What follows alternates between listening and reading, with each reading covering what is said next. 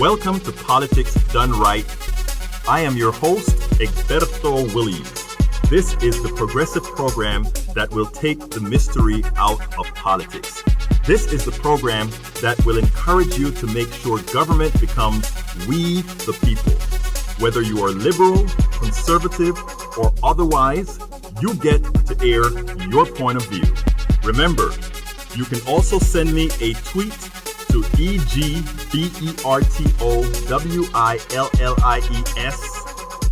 That is, at Egberto Williams. Let us engage. It is politics done right. 1, 2, 3.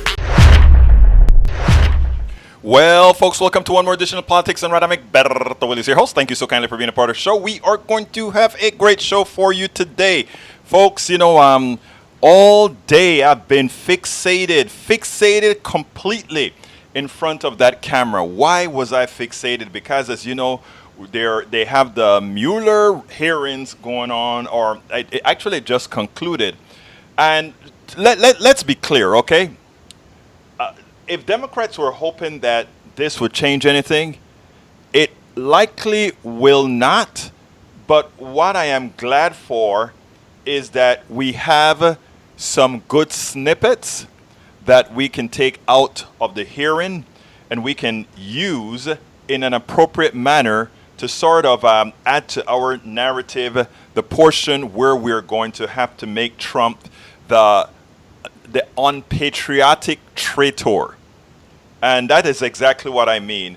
After you listen to the hearing, after you've read the Mueller report, and I must confess I only read small snippets of the Mueller report because, again, there was not much value that I felt I would get out of reading the report because already my mind, based on all the information that we have, that we've been researching for decades on Donald Trump, we always knew that Donald Trump was a crook. We always knew that Donald Trump was evil. We always knew that Donald Trump was a, let's see. And, a lot of people like to call Donald Trump racist, right? I don't even know that yes, he is. But I mean, I think he's way beyond that. He is, I don't even know how to express the way I feel about this guy's character, because it is so bad. It's amazing. What is, to me, it speaks to the dysfunction of this country.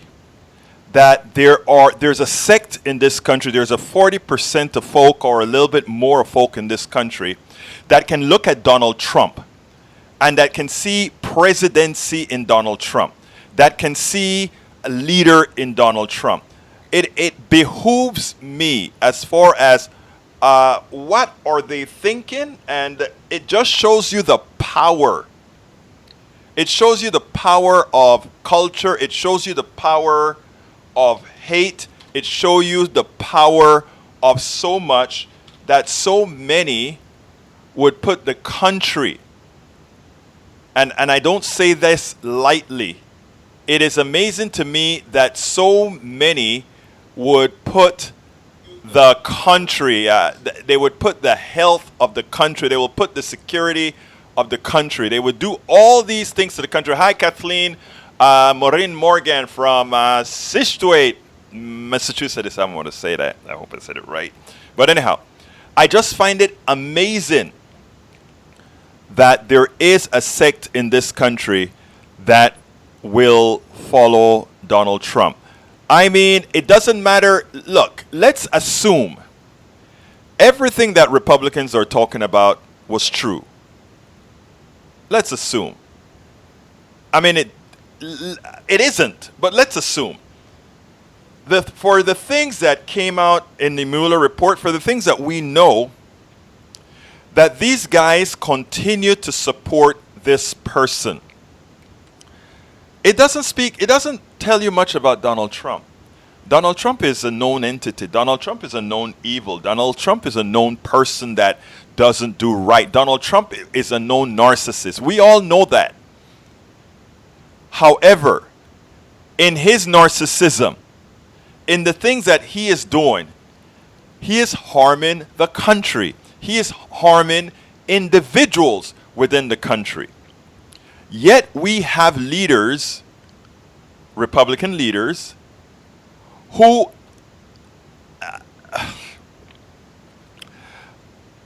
there are certain things that I won't say on my podcast, on my videocast, on my live stream, on my radio show, because I think it does, in as much as one would be in the right to say it, it does more to harm the discussion than anything else.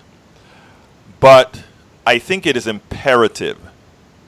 I think it is imperative that we start taking a look. And before I get into the show, what I want to do is I want to, you guys know my feeling. I really honestly believe in trying to get people together and try to get folks to work together and all of that. And there's nobody that's going to change me from attempting to bring folks together. I will always make that an attempt. But that is time consuming, and that takes time, and it's going to be an effort that we have to do for years. That has been one of my dedications in life, right? We are going to start talking to folks and trying to empower people, to empower others, to empower themselves to go ahead and be able to prevent the divisions that the plutocracy is attempting on us, because we have to realize that, right? This current economic system, and by the way, it's all economic. Everything, a lot of people give Bernie Sanders a hard time because he always hit on economic issues. Whenever they talk racism, he hits it hard and then he turns it back around into an economic issue. They talk about the environment, he talks about it, what needs to be done, and then he flip it right back into an economic issue. And the thing about it is, you know, I hate to tell a lot of folks, including a lot of folks that are social justice workers and racial justice workers and all of that, based on how our system operates, right? Solving the economic issue, right? And people say, well, to solve the economic issue, you have to solve the racial issue, et cetera, et cetera, et cetera. The thing about it is getting some issues taken care of within the economy makes a lot of the other issues a lot easier to tackle. In other words, if we can get into a system that prevents XYZ from looking at ZYZ as being their economic problem, which is what the plutocracy needs to happen to stay alive, we can solve that problem. What I try to tell people all the time is this, right? When people see the selfishness of our economic system, when people see the immorality of our economic system, they will want a more what's the word? There's a special word that's used, but they would want a better economic system. They would want a more sustainable economic system. But you have to get to the point, egalitarian economic system. But you have to get to that point where people are thinking and people are not just hurting, because if you're just hurting, you're thinking about what gets you through the next day, and somebody else, the plutocracy, may have you believing getting you through the other days to make sure those damn immigrants don't come over here. Getting you through the next day is to make sure those damn folks in the ghettos and the barrios don't get their share of social services, because it is something that they're taking from you. All of that's not true.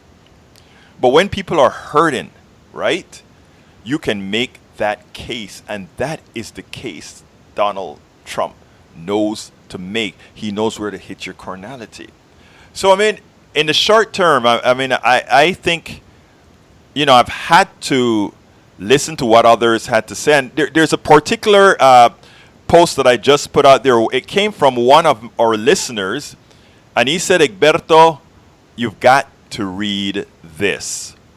And it was put out by Tim Wise. And for guys who know Tim Wise is one of the premier racial justice warriors in the country. Okay? And this is what he had to say. He said, if Dems blow this election, it will not be because they were too far left on policy or because they weren't left enough. It will have little to do with policy at all. they are making a mistake caused by traditional consultant theory that does not apply here.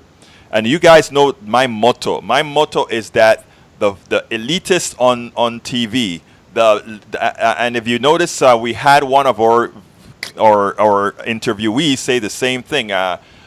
Maurice Mitchell said, you know, he goes to his family's homes and they're watching TV, and there's elitist number one talking to elitist number two about the problems that's affecting the masses, people that they've never ever spoken to or seen, but they're going to tell what's the solution to those problems are.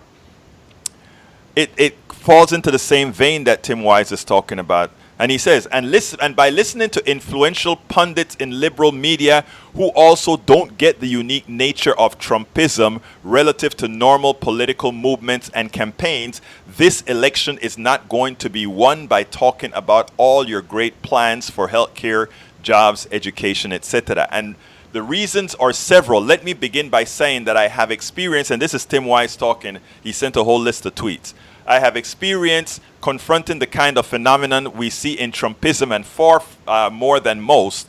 Any of us who were involved in the fight against David Duke in Louisiana in 1991 know what this is and how it must be fought. So, before explaining what the Dems are doing wrong right now, a little history. In 1990, white supremacist David Duke ran for U.S. Senate in Louisiana, and in 1991, governor. He lost both times, but both times he won the majority of the white vote. I was one of the staffers, meaning Tim Wise, one of the staffers of the main anti-Duke PAC at the time, and ultimately became assistant director in 90, even though our director Lance Hill, myself, and a few of our founders wanted to focus on Duke's bigotry, ties to extremists, and appeals to white racial resentment. After all, that was the issue. It was a moral struggle against racism. We had mainstream Democratic consultants who warned us against focusing too much on it. They said that it played into Duke's hands and allowed him to set the agenda. So, sure, we could discuss his ties to Nazi and such, but we shouldn't make a big deal out of his contemporary racist appeals per se, because lots of voters agree with those appeals. They even encourage us to talk about utterly superfluous stuff like Duke paying his late taxes. And we're getting the same thing. I have been somewhat different in saying we have to hit Trump hard on who he is, but we do have to pivot to what we are going to do. Tim Wise wants to hit it hard, and yes, he wants to talk about policies as well. I don't think he wants to talk about policies as much as I do. I think we need to have a better balance in that the people that we need to start coming to the polls, the young progressives out there, they need to know there is something out there for them. I'm going to continue with Tim Wise, but beforehand, I have Daniel J. Cohen on the line that's going to give us a little update here on, I think, Daniel, are you with us? Hello? Hello? Daniel, are you with us? Can you hear me? I don't know if you can hear me, my man. I can hear you, so I think you need to take us off mute or whatever. Can you hear me? Daniel, I am on with you. I can hear you clearly. Okay, I guess he'll call back. But anyhow, I'm going to continue with with that article as soon as we get through. But let's see. That looks like Daniel came back. Okay. Daniel, can you hear me? Hello. Okay, let's see what's going on here. Daniel, I have you on. Please make sure that you are. Let's hold that again and get you back here. All right, I guess he left. He's going to try to call in again.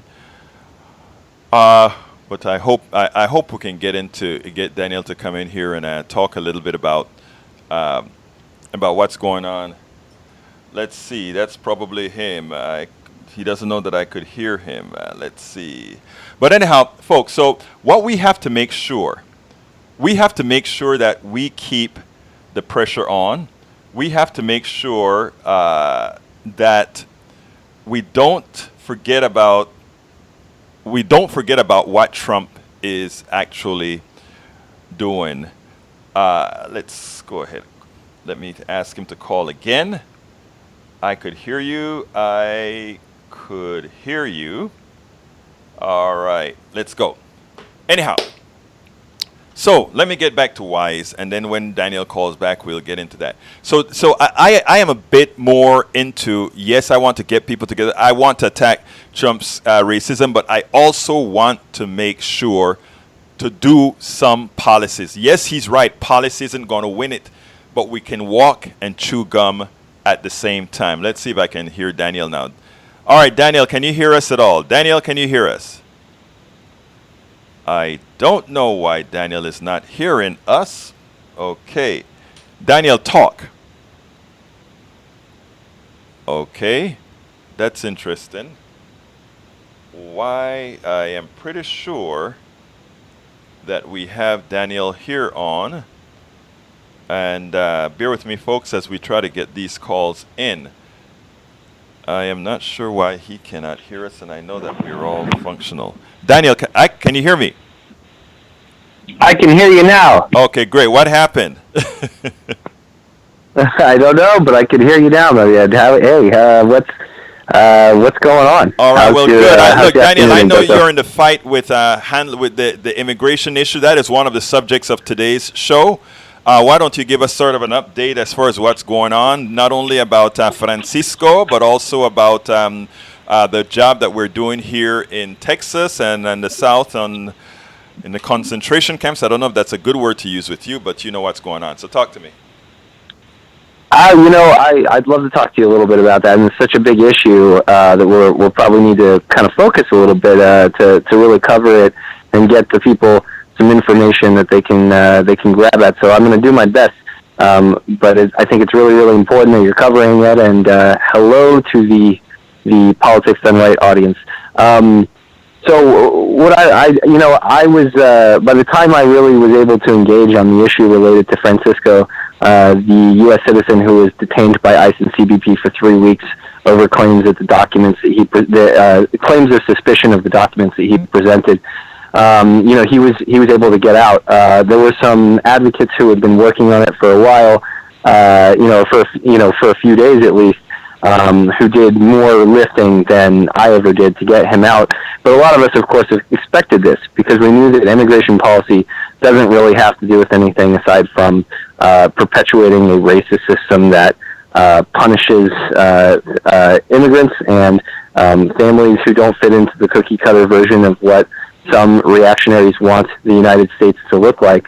And we knew that SB4 and other profiling laws like that are very much based on racial profiling because Irish immigrants are not being, targeted right now, or at least not white Irish immigrants. And this is very much based on what people look like.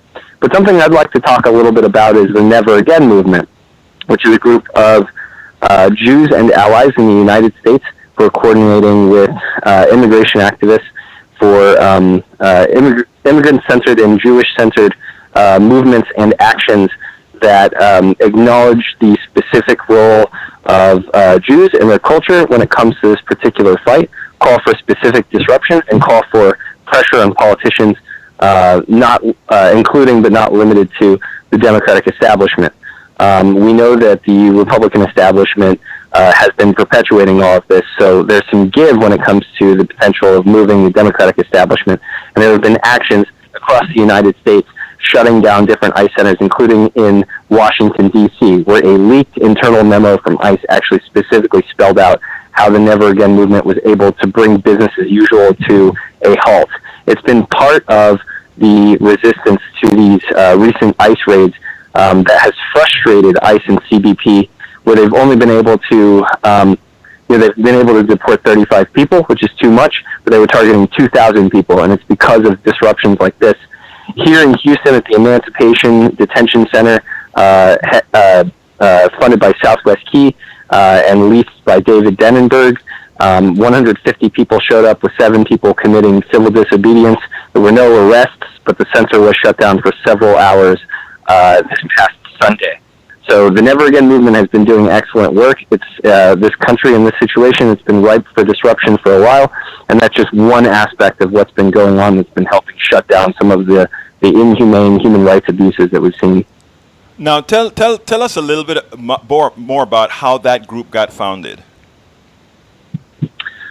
So there's a group called Movimiento Cosecha, which focuses on immigrants' rights.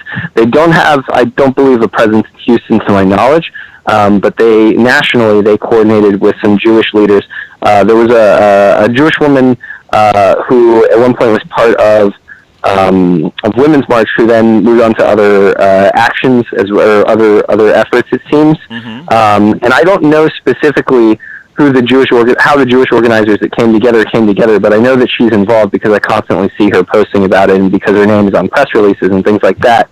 But those groups kind of coordinated and then came up with an action plan, came up with some very impressive sort of action kits and planning resources, and started connecting with different people. I've known of a lot of progressive Jews across all parts of the spectrum of religiosity who have connected with this fight and said and identified with this fight for a while.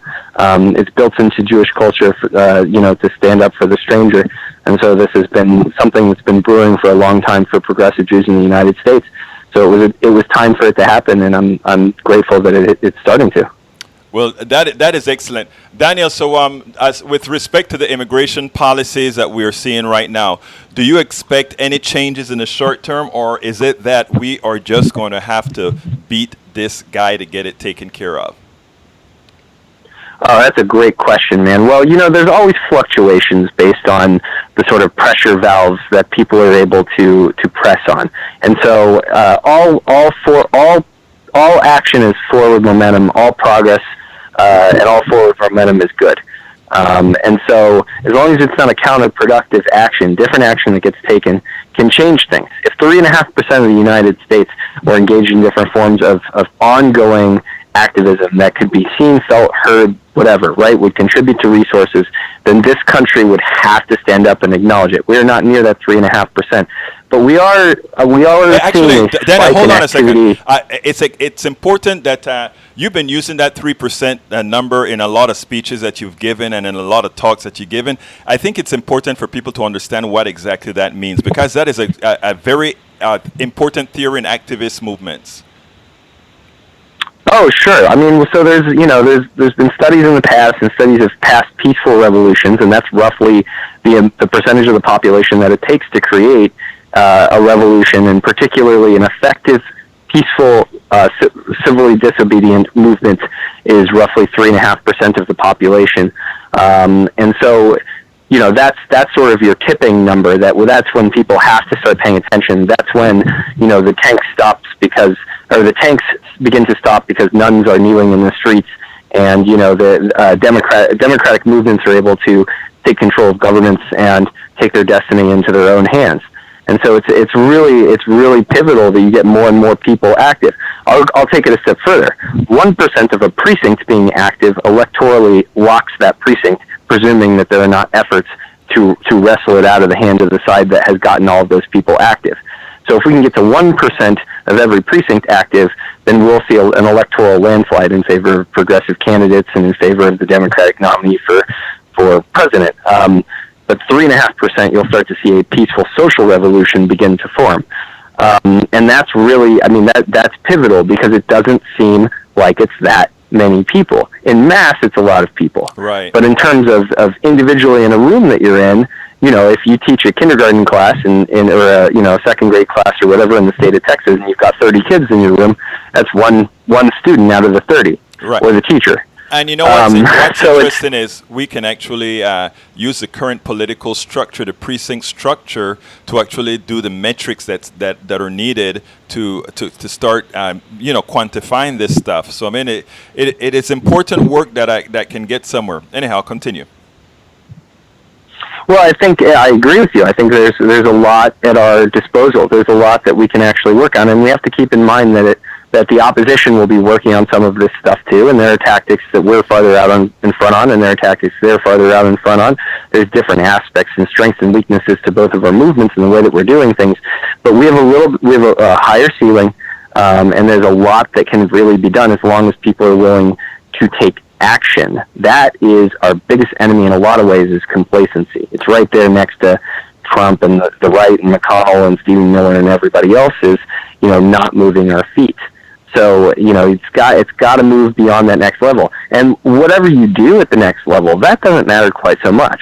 Whether you're in the streets, or if you're helping translate for people, or if you're bringing food and services and goods to people who are getting out of ICE, or you're, pushing back on raids, or whatever it is that you're doing, that's not so, whether electoral politics speak to you or other forms of engagement speak to you, that's not really so pivotal. What's pivotal is that you do something, and you do something regularly. Because again, if we saw 3.5% of the nation active, if there were 2% of the nation out on corners with megaphones all the time, it would just be overwhelming. And this thing that we would have to start to see change, because the pressure would just be too overwhelming. Which brings me back around to kind of what you were talking about, Egberto, which is, are we going to see these policies change or not? Well, they targeted 2,000 people. Only 35 people were taken into custody, so the policies didn't change, but we sure saw some different outcomes from it. Naturally, at the end of the day, the people who set the policy, it's determined by the people who have the mantle of power, and, it makes sense. It's either going to be electoral means, or, another means. It could be resignations, or any number of different things, or, judicial changes, or criminal justice changes, where people are taken down for the corruption that they've perpetrated on the country and on the people of this country. But one way or another, that has to come probably on the back end of it, and that's something that people should really put an effort in, which is why Indivisible Houston is focused on the growing coalition of groups working to flip Texas. I was just going to talk to you about, give us a closer, but within that closer, tell us a little bit. By the way, Daniel is the president of Indivisible Houston, one of the hardest working activists here in town. He's always out there with a group of other very, very active folks that have turned Harris County in Texas blue. So Daniel, tell us a little about Indivisible Houston. Tell people how they can support you, because that is one of the biggest things in the progressive movement, getting support. So talk. Indivisible Houston is focused on pressuring politicians for progressive policy, and if those politicians deny dignity to people, then we make sure that they no longer have power. And at this point, we are heavily focused on making sure that Texas flips, so that we can say adios to Trump and adios to his Koch brother-backed crony, John Cornyn, who's currently the senator of the state of Texas, takes Koch money, flip-flops all over the place on immigration, pushes for inhumane immigration policies, and takes gobs of cash from private prisons and profits on the backs of immigrants and on the backs of mixed-status families and other hardworking American families. So we are running ground game to make sure to recruit volunteers and talk to people about how we can make sure that Texas changes electorally. We'll be running our first official Flip Texas block walk with our friends over at Swing Texas Left this coming Sunday. We'll be launching from Potbelly in Montrose at 4:30. Anybody is welcome to come. We will train you if you've never walked before. We will make sure you have a partner if you're a little bit gun-shy about it. And if you can't walk, or you're unable to walk, we've got other different things that you can do, phone banking, postcards, stuff like that, because this is an inclusive movement. We want to make sure that anybody who wants to engage has an opportunity to engage, or if you have other ways to engage, hey, I'm down to talk about it. Everybody can do something, and everything that everybody does is a valuable part of the movement altogether, because the movement is made up of people. And if you want more information about that, you can follow Indivisible Houston on Facebook, Twitter, Instagram. You can also sign up for our email list, and you can donate. Remember, all of this stuff costs money. There's a server cost to make sure that there's information that's constantly posted online.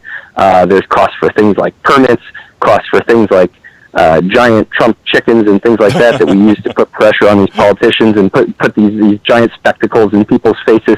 So please consider donating, please consider volunteering, and please do follow us and share the information and get engaged, answer to those calls to action, put pressure on your politicians. You can find out more information at indivisiblehouston.org. That's indivisible like one nation, indivisible, Houston like a wonderful city.org, indivisiblehouston.org. That is fine. Folks, please go to indivisiblehouston.org. Support support Indivisible Houston. They are part of the entire Indivisible movement. And, you know, for those of you that are listening from across the country, remember, there is an Indivisible group near you. Be a part of it. As Daniel said before, 3%, folks. 3% is what it takes. And remember, a lot of your politicians are supporting, in fact, these private prisons. And remember, the raw material is the immigrant. That's what it's all about, $750 a head. Daniel J. Cohen, president of Indivisible Houston, thank you so kindly for having been here on Politics Done Right, my friend. Thanks for being a member of the Free and Independent Press, Egberto. Talk to you soon. Have a good one, brother. All right, folks, that was Daniel Cohen. Daniel, again, is the president of Indivisible Houston. Now, before Daniel had to run, he was on in the beginning, but before that, we're talking about what Tim Wise had to say. And to recap a little bit about what we were saying before, Tim Wise, who is one of the preeminent racial justice presidents in the country, said, okay, Democrats are doing it all wrong. It's not going to be just talking policy. He's right. It's going to be about showing the immorality, showing the injustice, and showing what Trump really represents, and make Trump into a person that you are ashamed, which you should be. You should be ashamed to be associated with absolutely anything Trump, and you have to uphold Americans to the value they support. Now, Tim says, and I don't want to read the whole thing. You can go to our website to read it, but Tim has a portion that says, let's see, and this is what happened. The concerted effort of the anti-Duke forces, not just us, challenging Duke's politics of prejudice and making the election about what kind of state we want to be, drove turnout through the roof. 28,000 registered on one day alone between the initial election and runoff, which Duke made because of the state's open primary system, with tens of thousands more overall, most of them anti-Duke folk. When it was all over, Duke had gotten 65K more votes than he did in 90. But his white share went to 55% from 60%, and overall 39% from 44%, because the anti-Duke turnout swamped him. So what does this have to do with 2020 and Trump? Do I really need to explain it? First, trying to flip Trump voters is a waste of time. I'll explain some of where I differ with him a bit. Any of them who regret their vote don't need to be pandered to. They'll do the right thing. Don't focus on them. That said, very few will regret their vote. They cannot accept they voted for a monster or got suckered. Duke retained 94% of the folks he got his first time out, and got new people too, as Trump likely will. So forget these people, or at least don't waste time tailoring messages to them. And policy plans for affordable college don't mean stuff to them, nor health care. That is where I differ with him. Their support for Trump was never about policy. It was about bigotry, the fact that he hates who they hate. Second, as for the undecideds, not many of them, these are serious.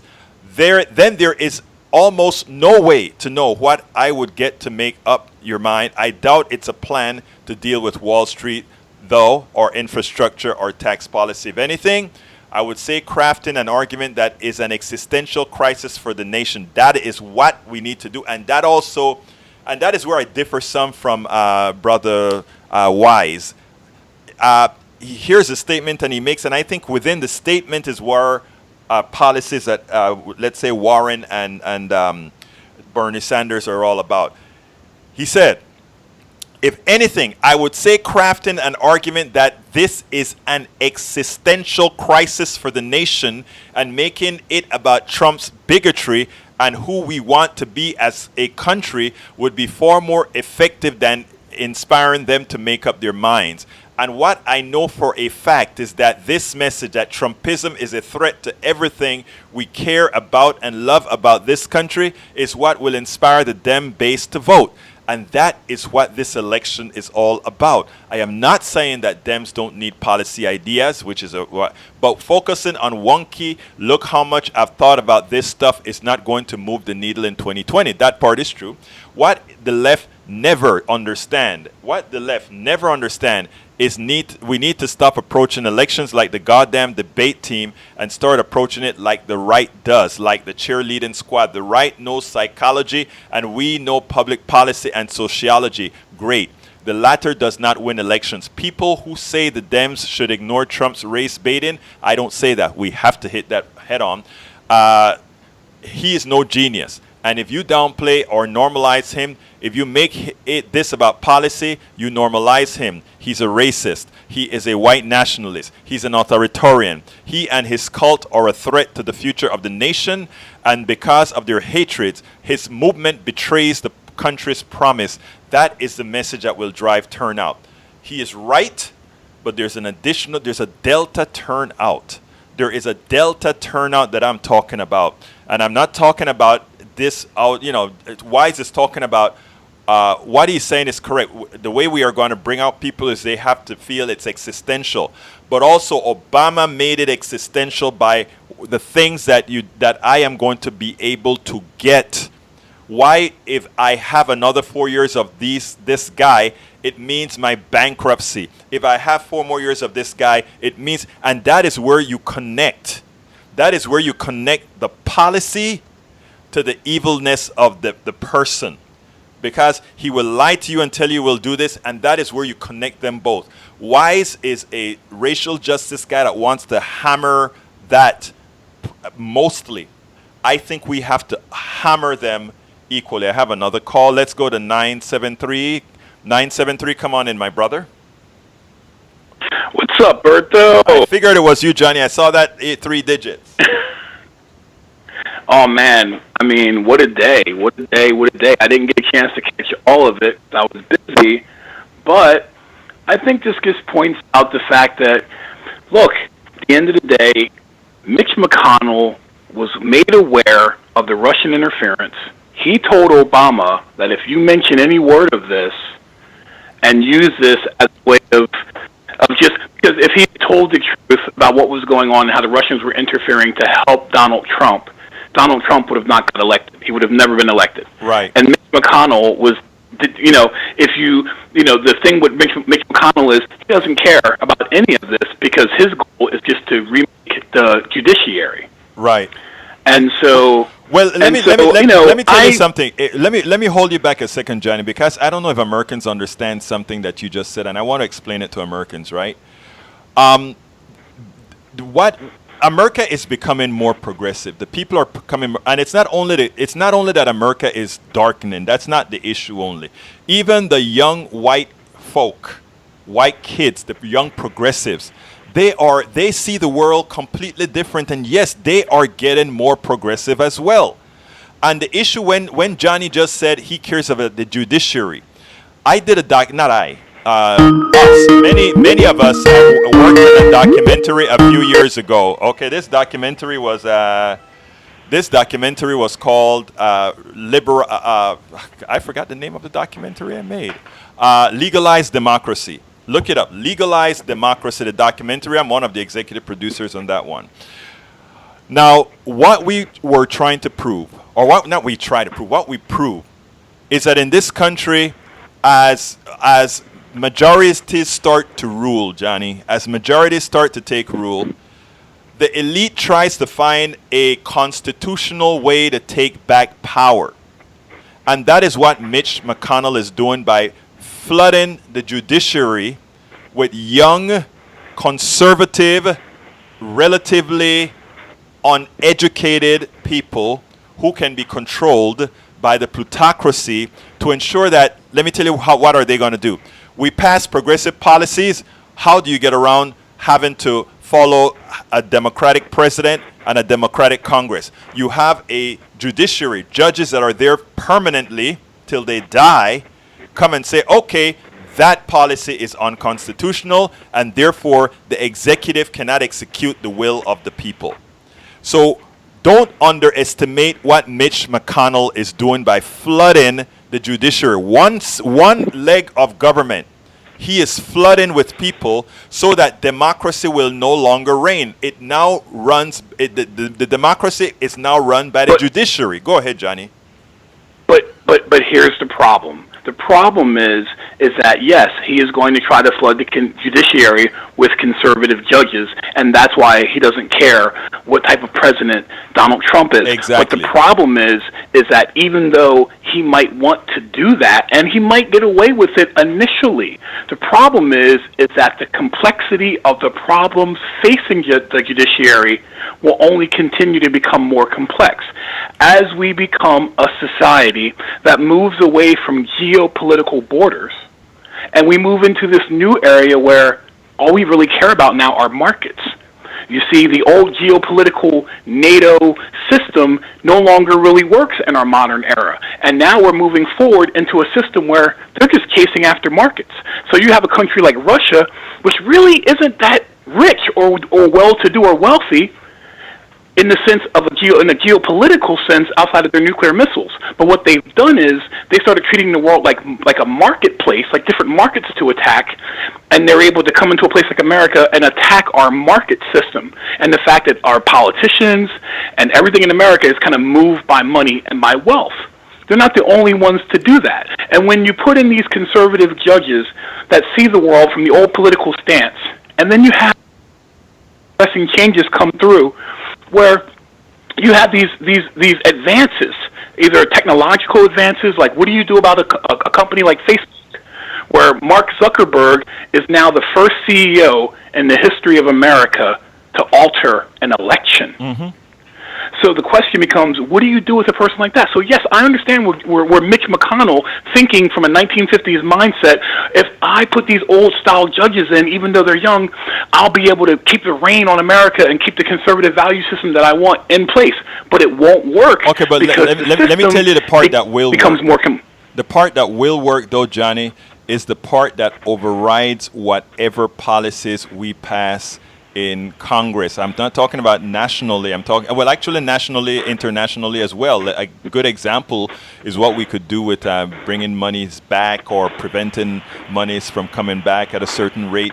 There's a lot that our old style judiciary can still do to hurt Americans. Oh, for sure. For sure. I mean, obviously, they're going to have a major impact. But my thinking on this is at some point, and maybe I'm just being optimistic, I feel like this system that they have in place is basically going to topple itself. And I don't think you're being. I think you're being optimistic enough, because I am with you.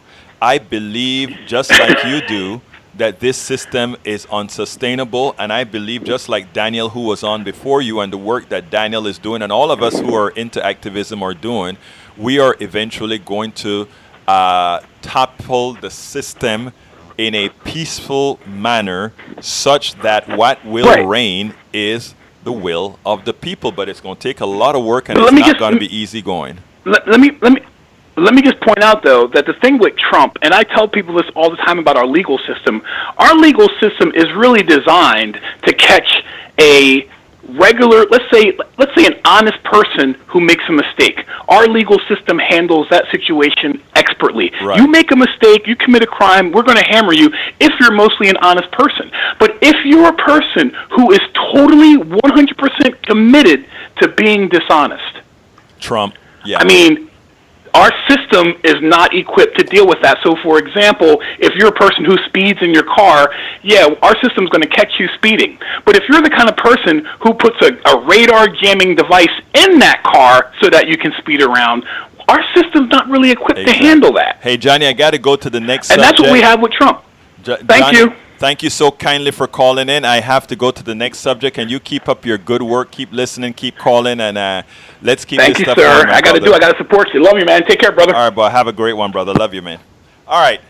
Let's go to, beforehand, folks, what I want to do. Earlier on, I told you I spent all morning and early afternoon while with the computer in my lap and on the couch watching the hearings, right? And I tell you, the person that most impressed me in the hearing, in the way his analysis went, is Hakeem Jeffries. And I want to play Hakeem Jeffries, and what he had to say was 1, 2, 3, I got you. So here's the setup. Hakeem Jeffries did something that very few of the other Congress people did. And he laid out the case perfectly of how Donald Trump committed, or how should I say, how Donald Trump committed obstruction of justice. And here it is. The Mueller obstruction of justice is a serious crime that strikes at the core of an investigator's effort to find the truth, correct? Correct. The crime of obstruction of justice has three elements, true? True. The first element is an obstructive act, correct? Correct. An obstructive act could include taking an action that would delay or interfere with an ongoing investigation as set forth in Volume 2, page 87 and 88 of your report, true? That's true. Your investigation found evidence that President Trump took steps to terminate the special counsel, correct? Correct. Let me refer you to page 87 and 88 of Volume 2, where you conclude the attempt to remove the special counsel would qualify as an obstructive act if it would naturally obstruct the investigation and any grand jury proceedings that might flow from the inquiry, correct? Yes. The second element of obstruction of justice is the presence of an obstructive act in connection with an official proceeding, true? True. Does the special counsel's criminal investigation into the potential wrongdoing of Donald Trump constitute an official proceeding? And that's an area which I cannot get into. President Trump tweeted on June 16, 2017, quote, "I am being investigated for firing the FBI director by the man who told me to fire the FBI director, witch hunt." The June 16 tweet just read was cited on page 89 in Volume 2, constitutes a public acknowledgement by President Trump that he was under criminal investigation, correct? Generally correct. One day later, on Saturday, June 17th, President Trump called White House counsel Don McGahn at home and directed him to fire the special counsel, true? I believe it to be true. President Trump told Don McGahn, quote, "Mueller has to go," close quote, correct? Correct. Your report found on page 89, volume 2, that substantial evidence indicates that by June 17th, the president knew his conduct was under investigation by a federal prosecutor who could present any evidence of federal crimes to a grand jury, true? True. Second element having just been satisfied. The third element of the crime of obstruction of justice is corrupt intent, true? True. Corrupt intent exists if the president acted to obstruct an official proceeding for the improper purpose of protecting his own interests, correct? And that's generally correct. Upon learning about the appointment of the special counsel, your investigation found that Donald Trump stated to the then Attorney General, quote, "Oh my God, this is terrible. This is the end of my presidency. I'm effed." Is that correct? Correct. Is it fair to say that Donald Trump viewed the special counsel's investigation into his conduct as adverse to his own interests? I think generally it's true. The investigation found evidence, quote, that the president knew that he should not have directed Don McGahn to fire the special counsel, correct? I see that, yes. That's accurate. The investigation also found substantial evidence that President Trump repeatedly urged McGahn to dispute that he was ordered to have the special counsel terminated, correct? Correct. The investigation found substantial evidence that when the president ordered Don McGahn to fire the special counsel and then lie about it, Donald Trump, 1, committed an obstructive act, 2, connected to an official proceeding, 3, did so with corrupt intent. Those are the elements of obstruction of justice. This is the United States of America. No one is above the law. No one. The president must be held accountable one way or the other. Case closed. If we really wanted to be serious about it, case would be closed. There are grounds for impeachment and grounds for conviction. Okay, let me get to another call here. Let's see. 832, you are on. You're on the call. Talk to me. Well, Yes, you're on. Hello? Egberto, Rudy Sutherland here. Can you hear Rudy, me? how you doing, sir? I'm doing well, man. I was watching the entire. Wow. I watched the entire here's thing the as thing. well. If you read, listen. If you read all of it, this is what I said. I said this. I'm playing a strong. I'm playing a strong king's gambit. I said, you bring him into office. This was this is what I said, and I posted it. You bring Trump into office. He brings the roaches to the front of the kitchen with the light on. Right. And then what's going to happen is there's going to be an awakening because of what and how he did what he did to get in office. Now, he's not a Republican, to be clear. He's not a Democrat. He's a Trumpian. You bring him in, and what he's going to do is all the negativity, he's going to bring it to the forefront so that we all, as a society, have an opportunity to see it for what it's been hiding in the corners.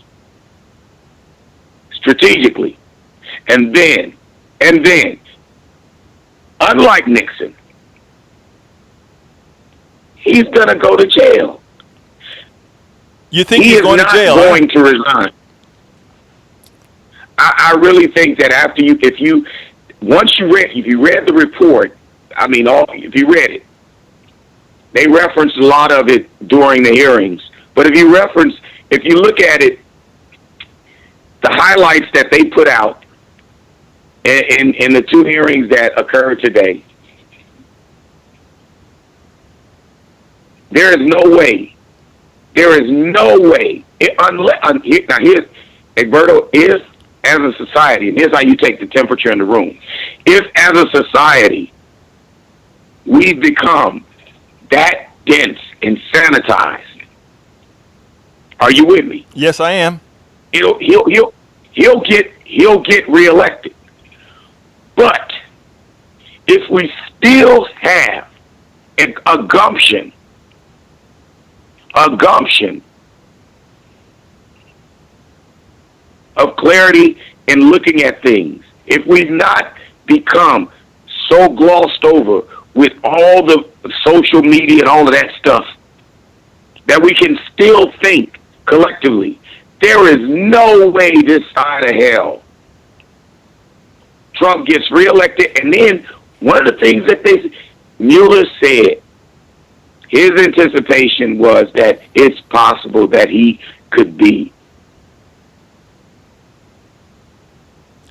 He could be put into a vacuum after he gets out of office, so he doesn't have the cover of the presidency. Right. Well, let me tell you, Rudy. And they could pursue him. Rudy, I gotta get down to closing out the show now, but I take your words. As I'm speaking. By the way, folks, Rudy is a Republican. I hope, Rudy, that you are right. Okay? I hope you're right. Because I tell you something, listen, my hold friend. up, listen. I predicted. Let me tell you this, man. I predicted Toronto would win. Okay. I am right. Okay, good. Hey, Rudy is right. Trump will not be reelected, and Trump is going to jail. Rudy, it's a pleasure as usual speaking to you, my friend. All right, brother. You have a good one. Take care. All right, Rudy, another one of our Republican buddies, but you know something, man? He believes Trump will not be reelected, and he believes. Now, I had another video that I needed to show you from Netroots, but I'll have to do it maybe tomorrow because, again, we ran out of time with all the calls that we had in today. But anyhow, you know, folks, this is a progressive show that needs your support, so I'm asking you to please go to patreon.com/politicsdoneright. Go to patreon.com/politicsdoneright. You can also go to store.politicsdoneright.com and get our cup to support us. All these things we are doing to find a way to finance Politics Done Right and allow us to continue our operations. So get the cup, politicsdoneright.com. Store.politicsdoneright.com, and the book, as you see there, As I See It, Class Warfare, the Only Resort to Right-Wing Doom. You want to know all this stuff in detail? You want to know how we're getting screwed? You want to know how we can actually solve the problem and not only talk about the problem? As I See It, Class Warfare, the Only Resort to Right-Wing Doom. And guess what? Every subscriber gets to read that online, and every book that I write online, you have the ability to read also. Folks, please note that I'm writing the book How to make America utopia. How to make America utopia. Take away the economy from those who rigged it. Go to patreon.com/politics done right. Subscribe and you get to read this book online free. Every chapter that I write gets online right away. And of course, as you know, I lost a whole lot of weight to stay healthy. Again, all of this I'm doing to try to fund Politics Done Right, progressive media, what we're doing. Lose weight and be fit now.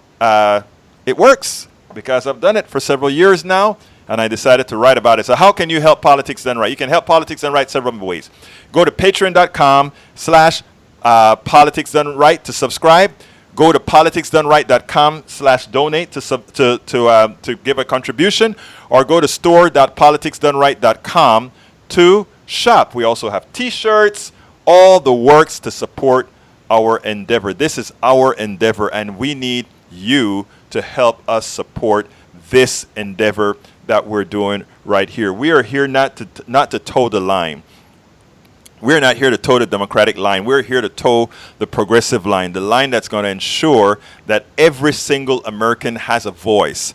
And as you can see, every single American have a voice on Politics Done Right. Last week, I was at Netroots Nation, the largest progressive aggregation of writers, bloggers, politicians. We had several of the presidential candidates out there, the senators, the Congress people. I interviewed some of them, including regular folk as well. Like I said, we, Politics Done Right, give a voice to absolutely everybody. You don't have to be a politician, though we do politicians. You don't have to be the regular person, though we do regular persons. You can be anybody out there in the movement trying to get something done, and not even necessarily in the movement. You're having an issue, a healthcare issue that you want to share, to tell folks this is the reason why we need progressives to get the job done. Because you know what? It's about people's lives. It's about making life better for everybody, and that's why we do what we do. So folks, please continue to support Politics Done Right. Go to politicsdoneright.com/donate or go to patreon.com/Politics Done Right. I'm going to put that on the screen up for about 15 seconds. 10, or actually I'll put it for 10 seconds. Please do that. Support us. We work very hard for you. I can tell you the amount of 16-hour days, it's hard. I need to get me a copy editor. I need to get me a part-time producer. A lot of things needed, but right now it's just yours truly until we can get enough subscriptions to support more folk. Right now we're at 100 subscribers. We need to get to 1,000 subscribers. 10% of the goal. We also have our GoFundMe that's only at 10% as well. So we're asking all of you to participate in all these different endeavors to support us. If you take a look at what we do, this is just something that needs the support. Progressive values. Progressive values. This is how we do it. My name is Egberto Willies. This is Politics Done Right. And you know how I end this baby. I am what? Out!